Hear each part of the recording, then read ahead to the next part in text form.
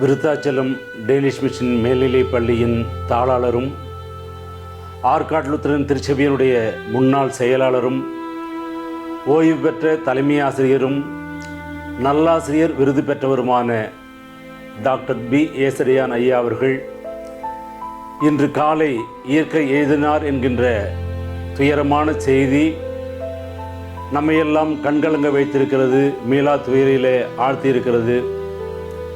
இப்படிப்பட்ட இக்கட்டான சூழ்நிலையிலே விருத்தாச்சலம் டேனிஷ் மிஷன் மேல்நிலைப் பள்ளியின் தலைமை ஆசிரியர், ஆசிரியர்கள், பெற்றோர்கள், முன்னாள் மாணவர்கள், மாணவ மாணவிகள் அனைவரின் சார்பாக குடும்பத்தாருக்கும் ஆற்காடு லுத்தரன் திருச்சபை இறை மக்களுக்கும் அவருடைய நெருங்கிய நண்பர்களுக்கும் எங்களுடைய ஆழ்ந்த இரங்கல்களை தெரிவித்துக் கொள்கிறோம்.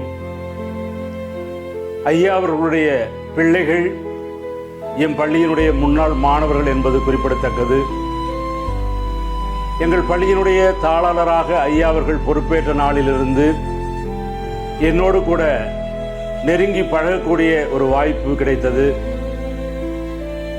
ஐயா அவர்களும் நானும் தினசரி காலை முதல் மாலை வரை பள்ளியினுடைய முன்னேற்றங்களை குறித்து பேசி, மாலையிலே அருகாமையில் இருக்கின்ற ஒரு தேநீர் கடைக்கு தேநீர் அருந்த செல்லும் பொழுது கூட, ஐயா நீங்கள் இருசக்கர வாகனத்திலே வர வேண்டாம், உங்களுடைய வாகனத்தை உடற்கல்வி ஆசிரியரிடத்திலே கொடுத்துவிட்டு என்னுடைய காரிலே தான் நீங்கள் வர வேண்டும் என்று சொல்லுவேன்.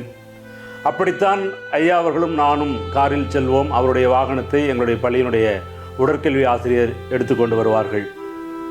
ஏனென்றால் ஒவ்வொரு முறையும் நான் அவரோடு கூட பேசுகின்ற பொழுது, இந்த வயதான காலத்திலே தயவு செய்து நீங்கள் இருசக்கர வாகனத்தை பயன்படுத்தாதீர்கள் என்று சொல்லுவேன். ஆனாலும் தன்னுடைய திடமான நம்பிக்கையின் அடிப்படையிலே, கடவுள் கொடுத்த நல்ல உடல் சுகத்திலே அவர் தன்னுடைய இருசக்கர வாகனத்திலே எங்களுடைய பள்ளிக்கு வருகை புரிவார்.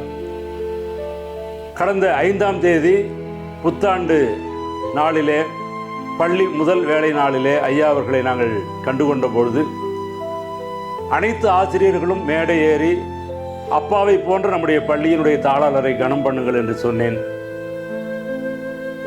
அன்று நாங்கள் அணிவித்த அவருக்கு பிடித்தமான அந்த சஃபாரி உடைதான் இன்றைக்கு அவருக்கு இறுதி அஞ்சலி செலுத்துகின்ற ஒரு கோடி துணியைப் போல அமைந்துவிட்டதோ என்று எண்ணங்கள் ஓடிக்கொண்டிருக்கிறது. ஐயா அவர்கள் கடைசியாக ஏறி வாழ்த்துரை தெரிவித்து என்னை வாழ்த்தியது நினைவுக்கு வருகிறது. அடுத்த நாள் 6ஆம் தேதி மாலை ஜங்ஷன் ஆலயத்திலே ஆலய வழிபாடு முடிந்து மம்மூசிலே இரவு உணவை முடித்து கொண்டு நானும் அவரும் தொலைபேசியிலே பேசுகின்ற பொழுது, அடுத்த நாள் 7ஆம் தேதி காலை பள்ளியின் சார்பாக நாம் பேராயரை கண்டுகொள்ள வேண்டும், என்ன செய்து கொண்டிருக்கிறீர்கள், என்ன எப்படி போகிறோம் என்றெல்லாம் என்னோடு கூட பேசி, அடுத்த ஒரு 20 நிமிடத்திலே இருசக்கர வாகனத்திலே ஐயா அவர்கள் அடிபட்டு விட்டார்கள் என்று கேட்டு அரசு மருத்துவமனையிலே சென்று பார்த்த பொழுது அங்கலாய்த்து போனோம், பயந்து போனோம். உடனடியாக பாண்டிச்சேரிக்கு அழைத்து செல்லப்பட்டார். 3 முறை பாண்டிச்சேரியிலே அவரை சென்று பார்த்த பொழுதெல்லாம் எப்படியாவது மீண்டுமாய் சுகம் பெற்று திருச்சபை பணிகளையும் எங்கள் பள்ளியினுடைய பணிகளையும் மேற்கொள்வார், மீண்டும் அவரோடு நாங்கள் இணைந்து பணியாற்றுவோம் என்ற நம்பிக்கையிலே காத்திருந்தோம்.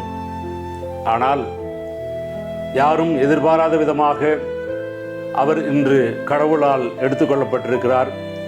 நாளைய தினத்திலே அவர் உடல் மருத்துவ போஸ்ட்மார்ட்டத்துக்கு உட்படுத்தப்பட்டு அவருடைய உடல் எடுத்து வரப்பட்டு அடக்கம் செய்யப்பட இருக்கிறது என்கின்ற தகவல் நம்மையெல்லாம் கனத்த இதயத்தோடு கண்ணீரோடு கவலை பெற செய்திருக்கிறது.